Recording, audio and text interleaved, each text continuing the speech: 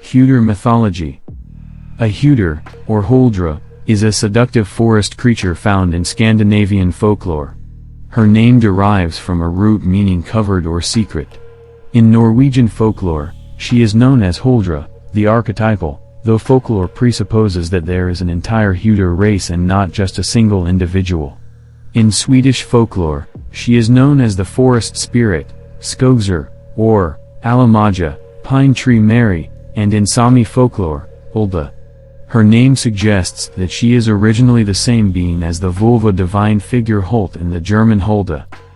The word hulder is only used for a female. A male hulder is called a hudrekal and also appears in Norwegian folklore. This being is closely related to other underground dwellers, usually called tussers, sg, tuss. Though described as beautiful, the huldra is noted for having a distinctive inhuman feature, an animal's tail, usually a cow's or a fox's, and or a back resembling a hollowed-out tree. The hulder is one of several keeper, warden, including the aquatic stur or havsfru, later identified with a mermaid, and the bergsuring caves and mines who made life tough for the poor miners. More information can be found in the collected Norwegian folktales of Peter Christen Asbjørnsen and Jørgen Moe. The hulders were held to be kind to charcoal burners, watching their charcoal kilns while they rested. Knowing that she would wake them if there were any problems, they were able to sleep, and in exchange, they left provisions for her in a special place. A tale from Norse illustrates further how kind a hulder could be, especially if treated with respect. What type of beings are the huldra? Most Norse folklore describes the huldra as a type of nature's keepers or wardens, in Norse mythology. This makes them related to the aquatic stur or havsfru spirits, who are viewed as the Norse origin of the mermaid myth. Once Christianity was adopted across Germany and Scandinavia, a new origin myth was created for the huldra. According to it, God once gave a woman a cottage, but she only had time to wash half of her children. Ashamed, the woman tried to hide her unwashed children, but God saw them and decreed that they be hidden from humanity. So, they became huldra.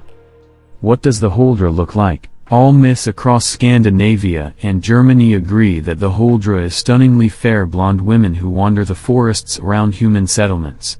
Tall, slender, with a hollow back, long golden hair, and a crown made of flowers, the huldra often appear in front of lonely young men or even boys and try to seduce them. The one distinctive feature that tells huldra apart from beautiful human women, however, is the cow's tail that often sticks out from their dresses or robes. The huldra try to hide their tails when they are performing their seductions, but in most myths, the young men are given the chance to notice and react to the huldra's tail. In some Swedish myths, the huldra have fox-like tails instead, making them look a bit similar to the Japanese Shinto kitsune spirits. There's no other connection, however, and the fox-tailed huldra act very much like the cow-tailed ones. These appearances can be viewed as deceiving, as in many myths, the huldra can go through a major transformation once they have successfully seduced their victim. The huldra's various schemes. The huldra is always portrayed as seductresses in all Germanic and Scandinavian myths, but their exact goals and behavior can vary greatly depending on the myth. Good encounters. In some legends, the huldra would simply appear in front of the unsuspecting man or boy without trying to actively seduce them. If the human proved to be courteous, even after noticing the huldra's tail, she would often award him with good fortune or useful advice. In one story from Tiveden, Sweden, a beautiful lady appeared in front of a young boy who was fishing in a lake. She dazzled the boy with her beauty to the point of him losing his breath, but he eventually saw the fox's tail sticking from her robe.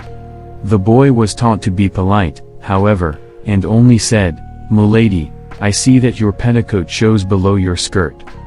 As a reward for his courtesy, the huldra told him to try fishing on the other side of the lake. The boy followed her advice and started catching fish with every throw of the line that day. Fatal encounters. Not all huldra stories unfold so fortunately, however. In many huldra myths, the wild women seduce unmarried men and lead them into the mountains.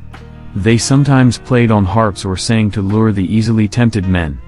Once in the mountains or deep forests, lots of physical pleasures typically followed, and then the Huldra would ask the man to marry her and wouldn't let him go until he agreed. Once the man agreed and the two got married, the Huldra would turn into a hideous woman and gain the strength of 10 men, but she'd also lose her tail.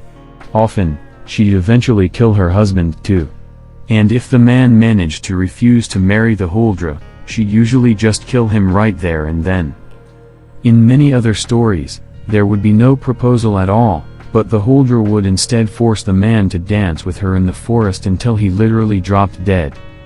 In most Danish Huldra tales, the Huldra were just looking for dancing, fun, and sex from the humans they could lure into the forests, and these stories would rarely end fatally. However, even these stories had unhappy endings, as the men were said to eventually grow mad after spending too much time with the Huldra, or the elf people, as they eventually came to be called. Are the Huldra good or evil? Like most mystical forest creatures, the Huldra can be both good and evil, but they tend to skew more toward the latter. Similar to elves in many regards, the Huldra is often not just mischievous but outright malevolent. The only way to protect yourself from falling into the grasp of a Huldra is to either ignore her or be polite toward her. The right approach would typically depend on the type of story being told. It seems fair to assume that most Huldra myths likely came from reclusive women who lived alone in the forest. From there, these myths eventually evolved into legends about witches. The Huldra and other Norse witches.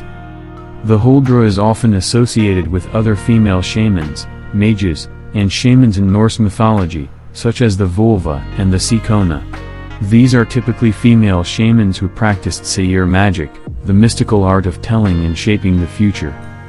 Some famous Nordic figures who are often viewed as Huldra include Huld, a powerful Volva divine figure, and Hulda, or Frau Hulla, from a German fairy tale collected by the Brothers Grimm in their Children's and Household Tales in 1812. The symbolism of the Huldra. Depending on the specific myth, Huldra women can symbolize many different things. In some myths, they are viewed almost as partially benevolent demigoddesses of nature. They visit wandering strangers, test them to see if they are virtuous, and if the test is passed, the Huldra would bestow good fortune upon them. In many other tales, however, the Huldra symbolize both the dangers of the wild forests and mountains as well as the treachery people ascribed to single women at the time. In that regard, the ancient Huldra tales are likely the earliest precursors to stories about witches in Europe.